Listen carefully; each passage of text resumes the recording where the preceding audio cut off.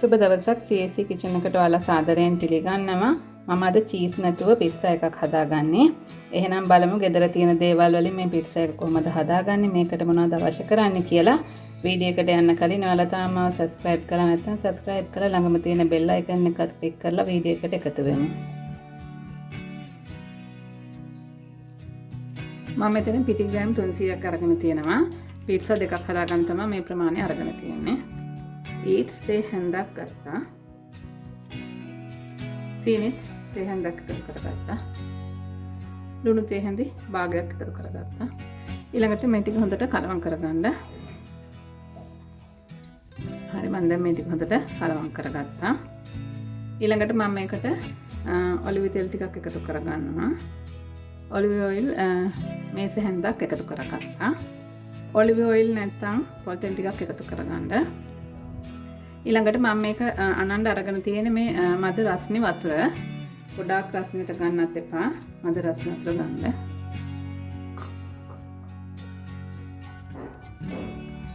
වතුර වැඩි කරගන්න එපා. ටික ටික දාලා අනා ගන්න.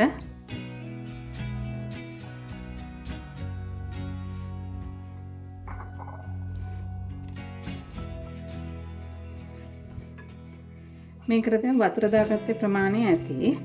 ගොඩක් වතුර වැඩි කරගන්න එපා. මම මෙතනට වතුර මිලිලීටර් 150ක් දාගත්තා. මේ වතුර දාගත්තේ ප්‍රමාණය ඇති. ඔයගලන්ට වතුර ප්‍රමාණය වෙනස් වෙන්න පුළුවන්. දැන් මේ විදිහට පාන් පිටි ටිකක් ඉහලා මේ පිටි එක හොඳට නීට් කරගන්නවා. විනාඩි 10ක් මේ පිටි එක හොඳට නීට් කරගන්න. වතුර වැඩි කරගන්න එපා. වතුර වැඩි කරගත්තොත් එහෙම මේ පිටි එක ඇලවෙන ගතිය වැඩි. බෝඩ් එකේ අතේ එහෙම ඇලවෙනවා.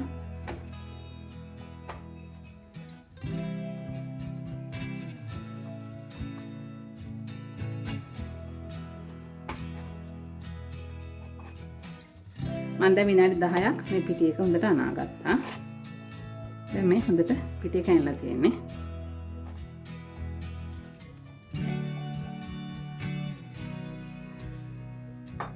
මේ බෝල් එක අරගෙන එකට තෙල් චුට්ටක් දා ගන්නවා.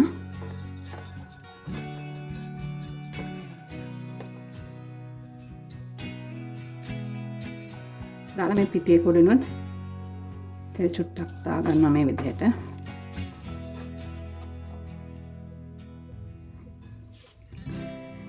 මේ පිටිමෝලිය වේලෙනවට තමයි මේ විදිහට තෙල් චුට්ටක් ගාගත්තේ. ඊළඟට හුලම් වදින්න නැති වෙන්න මේ විදිහට හොඳට වහගන්න. මම දැන් හුලම් වදින්න නැති වෙන්න මේ විදිහට වහගත්තා. ඔයගොල්ලෝ ලන්ච් ෂීට් එකකින් හරි හොඳට මේ විදිහට කවර් කරගන්න හුලම් වදින්න නැති වෙන්න. අපි දැන් මේක මේ පිපෙන්න තියාගමු. විනාඩි 45ක් පැයක් විතර වගේ කාලයක් යනවා මේක. මම දැන් ඊළඟට පෑන් එකක් ලිපේ තියාගත්තා.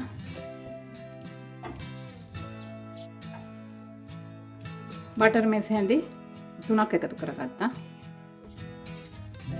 දැන් අඩුම ගින්දරේ මේ බටර් ටික මෙල්ට් කරගන්න.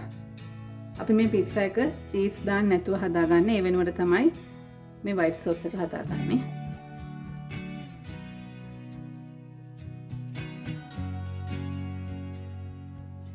ඊළඟට මම මේකට පාන් පිටි මේ හැඳි 3ක් එකතු කරගන්නවා.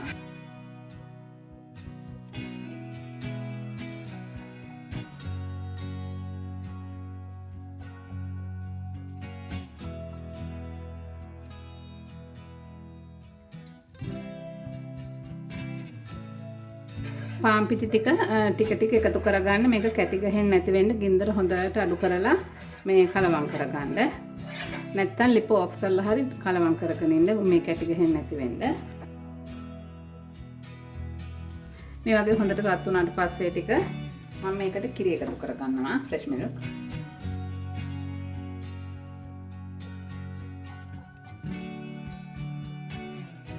මෙතන මම ෆ්‍රෙෂ් මිල්ක් මිලිලීටර් 300ක් එකතු කරගත්තා.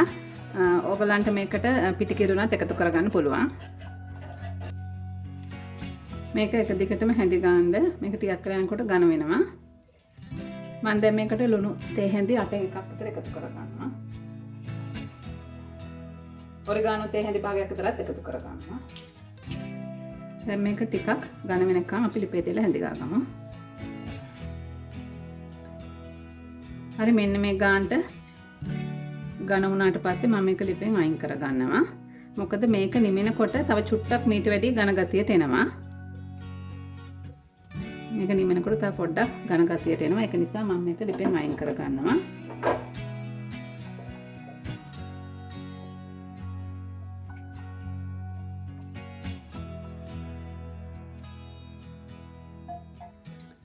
මේ තියෙන්නේ මම හදාගත්ත white sauce එක. pizza sauce එක වෙනුවට තමයි මේ sauce එක හදාගන්නේ මම. මෙතන තක්කාලි sauce කප් එකක් ගත්තා. ඒකට මම සුදු ලුණු බික් දෙකක් මේ විදිහට හීනෙට chop කරලා ගත්තා. කැරි මිරිස් තේ හැඳි භාගයයි මිරිස් කුඩු තේ හැඳි භාගයයි එකතු කරගන්නවා. ඔරිගානෝ තේ හැඳි භාගයකුත් එකතු කරගන්නවා. ඊට පස්සේ මේ ටික හොඳට කලවම් කරගන්නවා. දැන් අපේ sauce දෙකම හරි. හරි දැන් අපේ පිටිමෝලිය හොඳට පිපිලා තියෙන්නේ.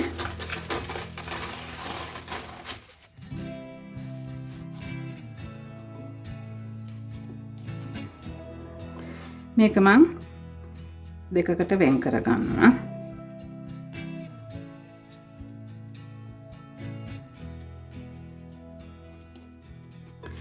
මම දැන් කොටස් දෙකකට මේ විදිහට වෙන් කරගත්තා.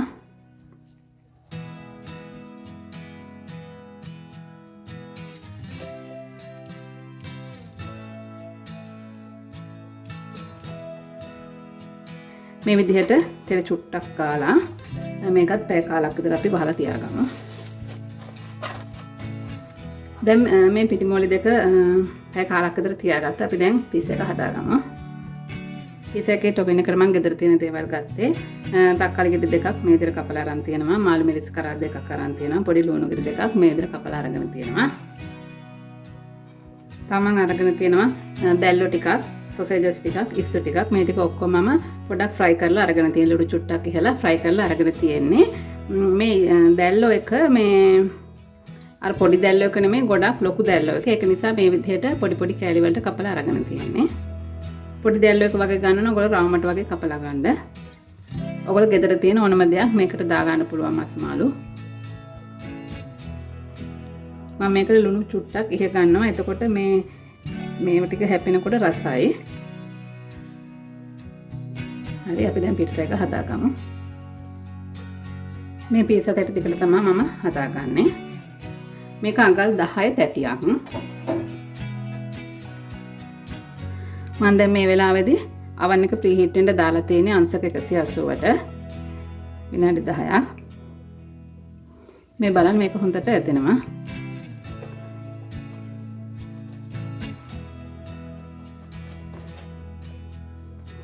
ඊට මේ විදිහට තුනී කරගන්න. පීසා එකේ මැද ටික මේ විදිහට තුනී කරලා වාටිය මේ විදිහට හදාගන්න. වටේම මේ විදිහට අතින් හදාගන්න. හරි මම දැන් මේ විදිහට තුනී කරගත්තා. ඊට පස්සේ මේකේ තියෙන වායු බබළු නැති වෙන්න මේ විදිහට චුට්ටක් ගෑරුප්පුවකින් සිදුරු කරගන්නවා.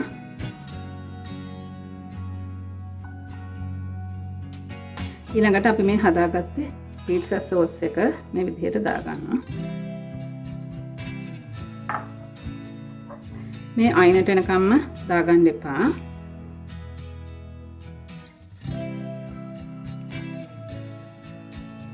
හරි මේ විදිහට අයිනෙන් ටිකක් ඉතුරු වෙන්න මැදට මේක මේ විදිහට ගා ගන්න.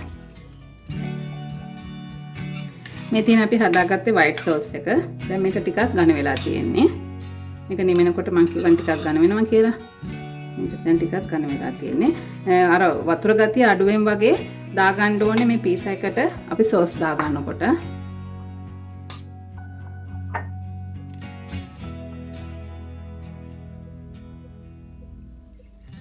හරි white sauce එකත් මේ විදිහට දාගත්තා. ඊට පස්සේ මේ විදිහට අපි topping එක දාගමු. දැල්ලෝ ටිකක් එකතු කරගෙන ඊට පස්සේ sausages ටිකත් මේ විදිහට එකතු කරගන්නවා. ඉස්සු ටික මම පොඩි කෑලි වලට කපලා fry කරලා අරගෙන තියෙන්නේ. ඒ ටිකත් මේ විදිහට එකතු කරගන්නවා. ඊට පස්සේ තක්කාලි කෑලි ටිකකුත් මේ විදිහට එකතු කරගන්න. ඔයගලන්ට තක්කාලි ඕන නම් රවුමට කපලා වුණත් ගන්න පුළුවන්. මාළු මිරිස් කෑලි ටිකකුත් එකතු කරගන්නවා.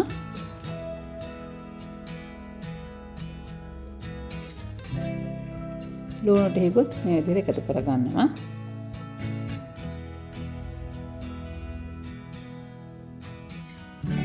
ඊට පස්සේ මේක උඩින් මම තව white sauce ටිකක් එකතු කරගන්නවා.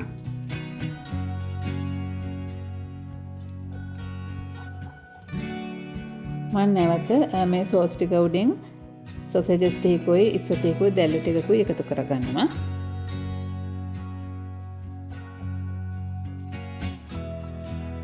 මම දැන් මේ පීසා එක විනාඩි 12ක් 15ක් අතර කාලයක් වගේ oven එකට දාලා බේක් කරගන්නවා. ඒක ඔයගලන්ගේ oven එක අනුව චුට්ටක් වෙනස් වෙනවා වෙලාව. හරි දැන් අංශක 180ට විනාඩි 15ක් බේක් කරගත්ත පීස් එක තමයි මේ තියෙන්නේ. අපි දැන් මේක එළියට ගමු.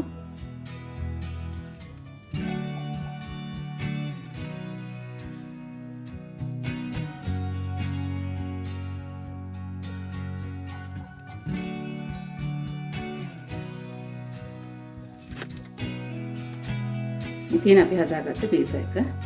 මේ පීසා එකට චීස් නැති වුණාට මේක හොඳට රසට තියෙනවා. මෙහෙම හදාගන්න මේක හරිම රසයි. වීඩියෝ එක හොඳ නම් ලයික් කරන්න, ෂෙයා කරන්න, කමෙන්ට් කරන්න. නැවත වීඩියෝ එකකින් හමු වෙනකන් ඔයාලට සුබ දවසක්.